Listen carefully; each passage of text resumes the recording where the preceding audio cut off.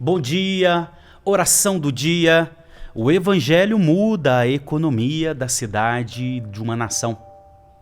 Hoje, quinta-feira, daqui a pouco, 12 horas, nossa oração da tarde, tá bom?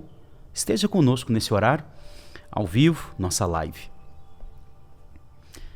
E hoje vamos refletir sobre o evangelho que transforma a economia de uma cidade.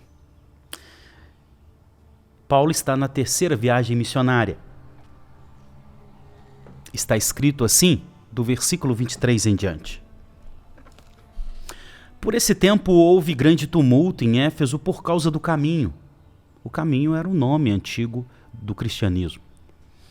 Pois um ourives chamado Demétrio, que fazia modelos de prata do templo de Diana, que dava muito lucro aos artífices, convocando-os juntamente com outros do mesmo ofício, disse-lhes. Então, esse Demétrio era um tipo de líder desse sindicato dos artífices, perdão. E ele era tipo um líder desse sindicato, vamos usar esse termo. E aí ele reuniu todos ali, todos os artífices. E ele disse o seguinte, preste atenção. Senhores, vocês sabem que a nossa prosperidade vem desse ofício, ou seja, de fazer miniaturas do templo da deusa Diana. Os senhores sabem. Nós estamos aqui em Éfeso, é uma cidade grande, é a cidade mais importante da Ásia Menor, aqui do leste da Turquia, não é? São praticamente 200 mil habitantes. Nós temos aí um bitela de um templo da deusa Diana, a sétima maravilha do mundo antigo, uma das 7 maravilhas do mundo antigo. A gente vai, fabrica esses mini templos, eu estou fazendo paráfrase, a gente pratica essas miniaturas e vende. E a nossa prosperidade vem disso, vocês sabem. 26.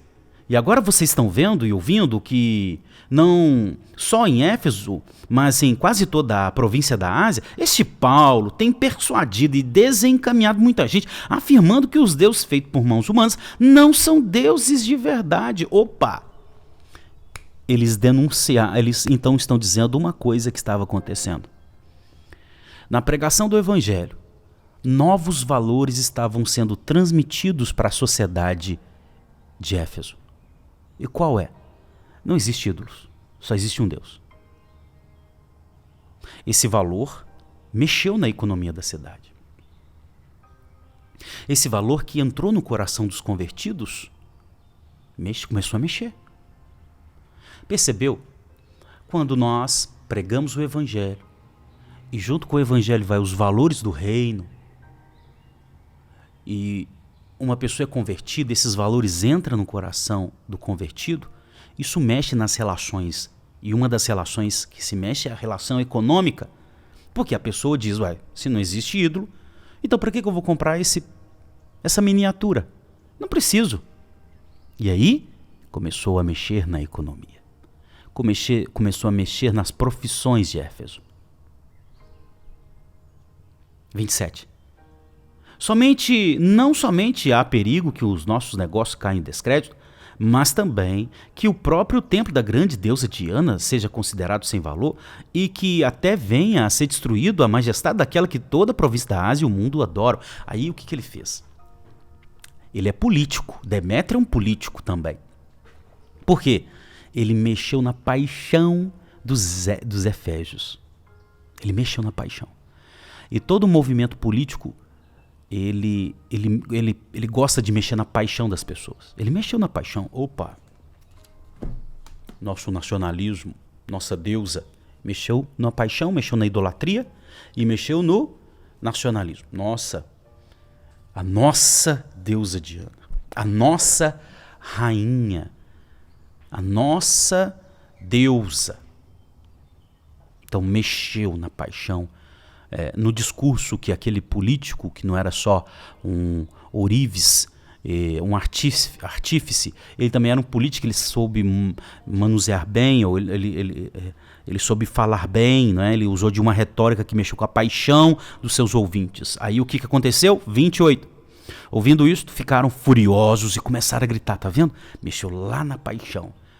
É como se ele dissesse, olha, a questão não é só que a gente está levando prejuízo nesse novo valor que Paulo está pregando. A questão é que ele está destronizando nossa deusa, está mexendo com a nossa nação, nossa cidade, nação, que é Éfeso. Então ele foi provocar um outro, ele mexeu na idolatria e provocou o nacionalismo. E aí o que a multidão começou a gritar? Furiosa, grande é a Diana dos Efésios. 29. A confusão se espalhou pela cidade e todos juntos foram correndo para o teatro, arrastando consigo os macedônios Gaio e Aristarco, companheiros de Paulo. Quando Paulo quis apresentar-se ao povo, os discípulos não o permitiram. Também algumas autoridades da província, que eram amigos de Paulo, mandaram um recado pedindo que ele não se arriscasse indo ao teatro. Uns, pois, gritavam de uma forma, outros de outra, porque a assembleia tinha virado uma confusão. E na sua maior parte, nem sabiam que por motivo estavam reunidos ali. Então tiraram Alexandre do meio da multidão e os judeus o empurraram para frente. Esse, acenando com a mão, queria falar ao povo. Quando, porém, reconheceram que ele era judeu, todos, a uma só voz, gritavam durante 2 horas: grande é a Diana dos Efésios. Mexeu com a paixão. E aí já virou uma agitação. E aqui nós já vemos preconceito ali naquela região do judeu contra o judeu, né? Aqui é a região da Turquia, mas a gente também vai ver esse preconceito lá em Filipos, na Europa. A gente já vê que o preconceito contra o judeu é coisa antiga na Europa. E também naquela Ásia, Euroásia ali, né? Porque eles desconfiaram que Alexandre era um judeu, começaram a gritar mais ainda o seu nacionalismo. E aí veio 25. Aí apareceu alguém sensato. 35. O escrivão da cidade, tendo apaziguado o povo, disse: senhores, Efésios, quem não sabe que a cidade de Éfeso é a guardiã do templo da grande Diana e da imagem que caiu do céu? Opa, tinha até imagem que caiu do céu. Ora, não podendo isso ser contestado, convém que vocês se mantenham calmos e não façam nada de forma precipitada, porque esses homens que vocês trouxeram para cá não profanaram o templo, nem blasfemaram contra a nossa Deus. Portanto, se Demétrio, os artífices que o acompanham, tem alguma queixa contra alguém, saiba que existem os tribunais e os procônsules que se acusem uns aos outros. Mas se vocês estão pleiteando outra coisa, isso será decidido em assembleia regular, porque também corremos o risco de sermos hoje acusados de revolta, não havendo motivo algum que possamos alegar para justificar esse ajuntamento. E havendo dito isso, dissolveu a assembleia. O que ele estava dizendo? O seguinte: vocês estão fazendo uma agitação. Nós estamos debaixo do Império Romano, nós temos o direito romano, nós temos o sistema judiciário romano. Se a gente continuar com essa agitação e acontecer uma tragédia aqui, a Roma vai vir sobre nós, vai nos chamar de agitadores, vai nos punir terrivelmente. Para que fazer isso se a gente tem um sistema judiciário? Leva essas pessoas para um processo formal, processe-as. Apareceu alguém sensato. Porque quando é provocado as vísceras de alguém, tem que aparecer um conselho sensato para que as coisas não fujam da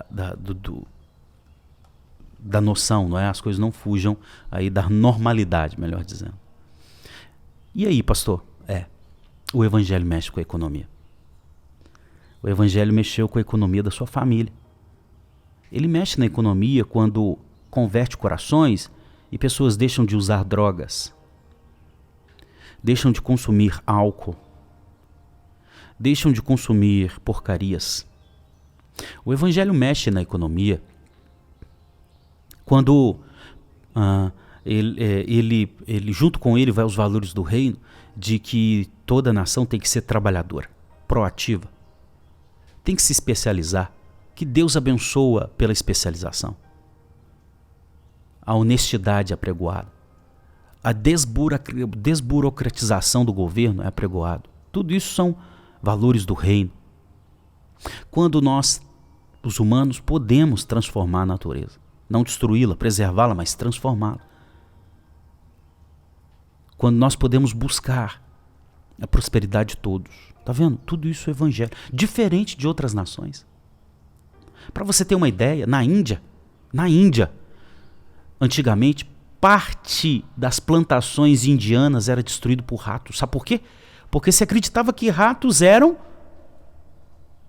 divinos, ídolos. E aí não podia matar rato. Não matava o rato acabava com a plantação da Índia. O que o evangelho faz? O evangelho traz a verdade, os valores do reino. Não. Nós podemos transformar a natureza sem destruí-la. A gente pode preservar, mas transformar. A gente pode levar prosperidade para todos. Através de especialização, tecnologia, ciência. Foi depois da reforma que a ciência conseguiu campo fértil para continuar a investigação da criação. Sem a reforma, nós jamais teríamos a ciência moderna. E com a ciência moderna veio o quê? Veio o avanço tecnológico, prosperidade. Muitas pessoas... foi depois do advento da Revolução Industrial, da ciência moderna, tudo isso por causa dos valores da reforma, é que bilhões de pessoas saíram da pobreza. Ainda falta mais 1 bilhão. Nesse ano, no mês de novembro, alcançaremos 8 bilhões de pessoas na Terra. Falta 1 bilhão para sair da pobreza. Vai chegar lá? Vai. Quanto mais o evangelho vai chegando, vai pelo menos freando a tragédia do mal. A transformação é só na volta de Jesus. Mas o evangelho, quando ele chega, ele muda a economia de uma família, de uma cidade e de uma nação. Amém? O evangelho muda a economia quando se nega a votar de novo num corrupto. E que você que está entendendo, guarda no seu coração. Se nega a votar de novo num corrupto que destruiu essa nação, a gente se nega. Fala, não, você já teve sua oportunidade, você fez tudo errado, agora sai de cena, a gente vai votar em outro. O evangelho traz o valor da honestidade. Amém? Vamos orar? Hoje é meu aniversário. Bendito seja o Senhor. Glória a Deus. Obrigado, Jesus. Mais um ano de vida que o Senhor me concede. Bendito seja o Senhor para todos sempre. Compartilhe com quem você ama. Deixa o joinha para a gente aumentar o alcance nessa plataforma. Nos comentários, deixa o pedido de oração, algum comentário. Se inscreva se for a primeira vez. Vamos orar. Obrigado, Senhor. Transforma mesmo a economia da cidade. Transforma mesmo a economia da nação. Transforma os corações. E transformando os corações, o Senhor também transforma as relações econômicas. Senhor, que os valores do reino, pela pregação do evangelho, quando chega a pregação do evangelho, converte um coração, ali naquele coração é cheio dos valores do reino. E enchendo aquele coração dos valores do reino, as relações são mudadas. Aí se valoriza a proatividade, se valoriza a ciência, se valoriza a especialização, se valoriza a desburocratização, se valoriza, ó Deus, contra a corrupção, a honestidade, se valoriza, ó Deus, o avanço, a investigação da natureza, se valoriza tanta coisa que traz a prosperidade. Ó Deus, muito obrigado também por mais um dia, um ano de vida que o Senhor me concede. Ó Deus, que o Senhor possa me renovar minhas forças. Ó Deus, nesse dia e para sempre. Obrigado por ter me salvado e mudado a minha história. Amém. Amém? Amanhã 5 da manhã. Hoje 12:00 e amanhã 5 da manhã. Deus abençoe, graça e paz.